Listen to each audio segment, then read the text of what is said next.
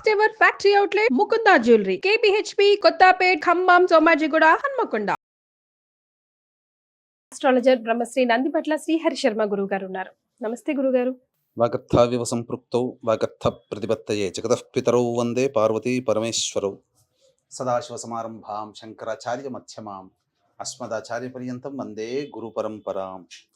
ఆదిత్యాయ చ సోమాయ మంగళాయ బుధాయ చ గురుశుక్రశనిభ్యశ్చ రాహవే కేతవే నమః. శృంగేరి జగద్గురు పీఠాధిపతులకి కంచి పీఠాధిపతులకి నమస్కారములు తెలియజేసుకుంటూ కార్యక్రమాన్ని ప్రారంభిద్దాం. గురుగారు, సంవత్సరానికి 24 ఏకాదశులు వస్తూ ఉంటాయి. ఒకదానికి ఒకటి పరమ పవిత్రమైనదని చెప్తూ ఉంటాం.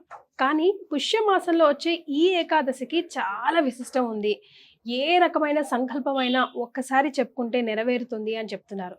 ఎందుకు పుష్యమాసంలో వచ్చే ఈ ఏకాదశికి అంత ప్రాధాన్యత? అసలు ఎవరెవరికి వర్తిస్తుంది? ఎలా సంకల్పం నెరవేర్చుకోవాలనుకుంటున్నారు? పరిహారాలు, మేమేమైనా నియమ నిష్టలతో చేయాల్సిన పనులు ఏమైనా ఉంటే దయచేసి తెలియజేస్తారా? తప్పకుండానమ్మా. ఇప్పుడు ఈ పుష్యమాసంలో శుక్లపక్షంలో వచ్చే ఏకాదశి పుత్రదా ఏకాదశి. అంటే పుష్యమాసంలో వచ్చే ఏకాదశికి చాలా ప్రత్యేకత ఉంది.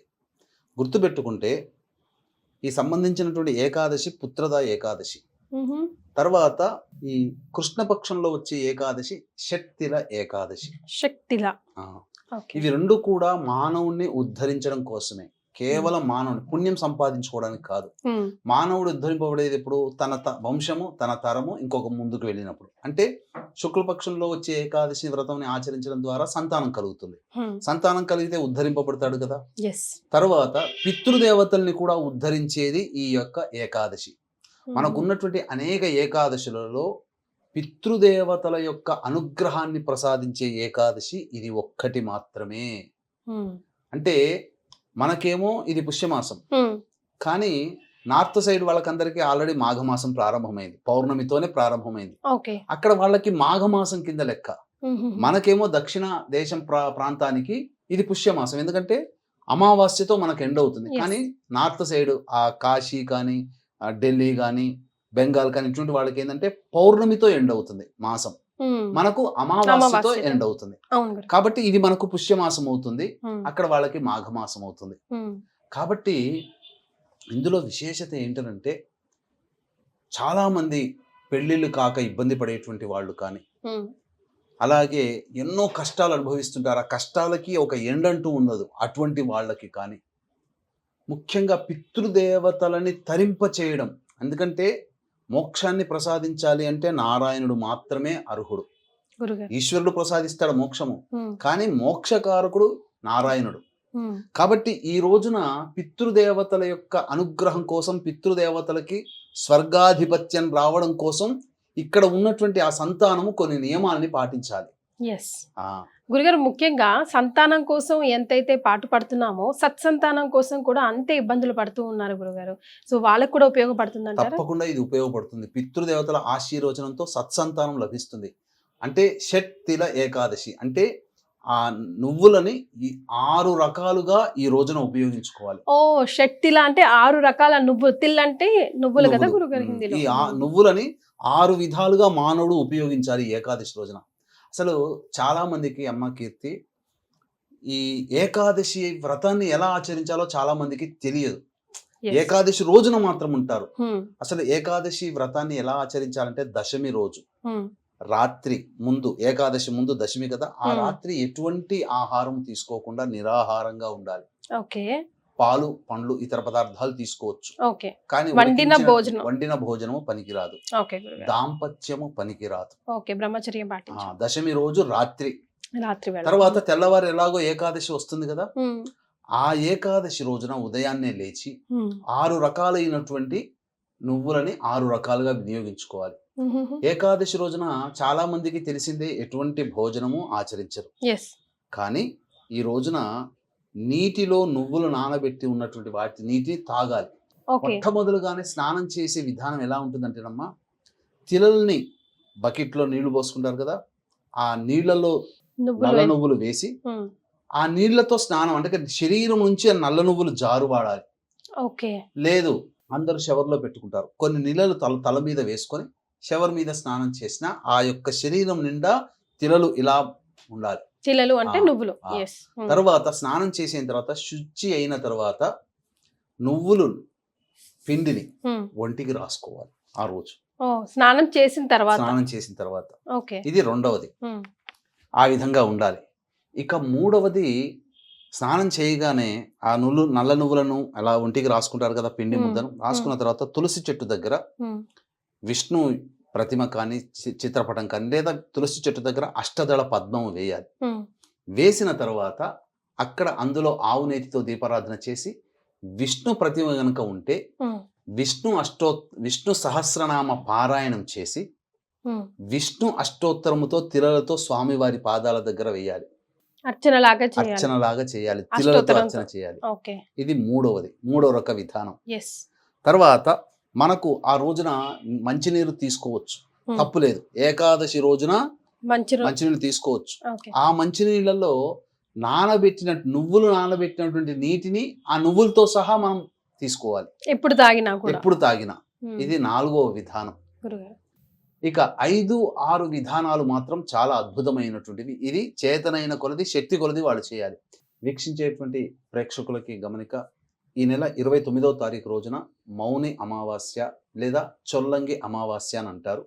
ఇది చాలా ప్రభావవంతమైంది ఈ సంవత్సరం. ఎందుకంటే అమావాస్య రవి మాత్రమే ఉంటాడు, కానీ చంద్రుడిలో చక్కటి నక్షత్రం శ్రవణ నక్షత్రం ఆ రోజున ఉంది. కాబట్టి రవి చంద్రుల సమాగమం ఈ అమావాస్య అత్యంత ప్రభావవంతమైనది. దీన్ని దృష్టిలో పెట్టుకొని మానవులకి అనేక రకాల కష్టాలు వస్తాయి.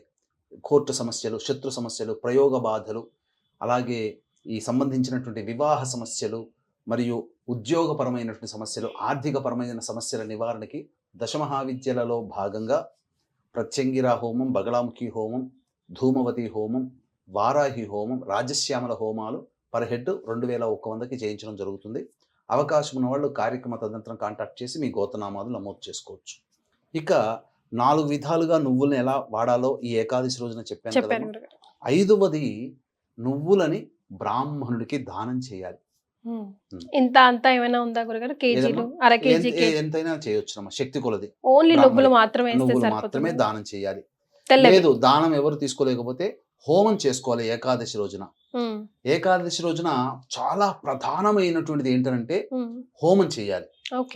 హోమం చేసినప్పుడు దానము చేయవచ్చు, హోమం కూడా చేయవచ్చు. ఆ హోమంలో ఆ రోజున సకల పాప క్షయార్థము ఈ సంబంధించినటువంటి నువ్వులతో, నల్ల నువ్వులతో విష్ణుమూర్తికి సంబంధించినటువంటి నారాయణ హోమం, తెల్ల నువ్వులతో ఈశ్వర హోమం, రుద్ర హోమం జరిపించుకోవాలి. మానవుడికి సకల పాపాలు, గత జన్మ కర్మదోషాలన్నీ తొలగిపోతాయి. ఇక మధ్యాహ్నం రోజున ఆ తర్పణాలు, నల్ల నువ్వులతో తర్పణాలు వదలాలి పితృదేవతలకి. ఆ రోజున ఏకాదశి రోజున వదలాలి. ఇక తర్వాత ఆ రోజంతా ఉపవాసం ఉంటారు కదా, నీళ్లు ఎప్పుడు తాగినా నువ్వులు కలిపిన నీళ్ళని తాగాలి.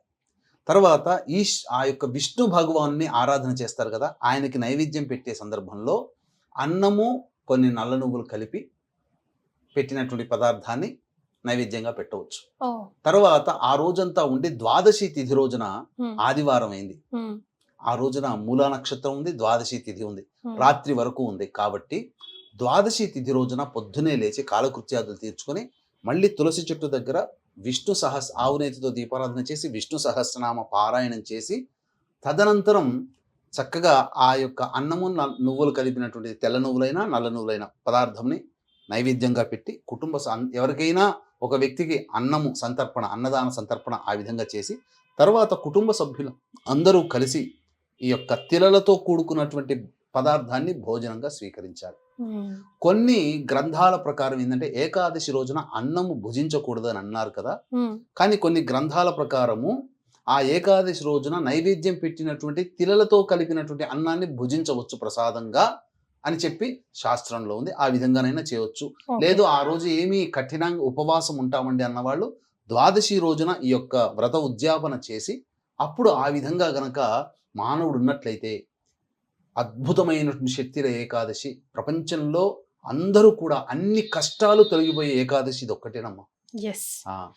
పితృదేవతలు తరించే ఏకాదశి. కాబట్టి వీక్షించేటువంటి ప్రేక్షకుల్లో మహిళలు ఎంతో మంది ఉన్నారు. మీ భర్తల చేత, భర్తలు కోల్పోయిన వాళ్ళు మీ పిల్లల చేత ఖచ్చితంగా ఈ షట్తిల ఏకాదశి రోజున పితృదేవతల యొక్క అనుగ్రహం కోసం తర్పణాది కార్యక్రమాలు మీ పిల్లల చేత, లేదా భర్త లేకపోతే మీ పిల్లల చేత, భర్త ఉంటే మామగారు ఉంటే మామగారి చేత, మామగారు లేకపోతే భర్త భర్త. చేత ఖచ్చితంగా ఈ రోజున ఆ నియమాల్ని పాటిస్తూ తర్పణాది కార్యక్రమాలు వదిలించండి.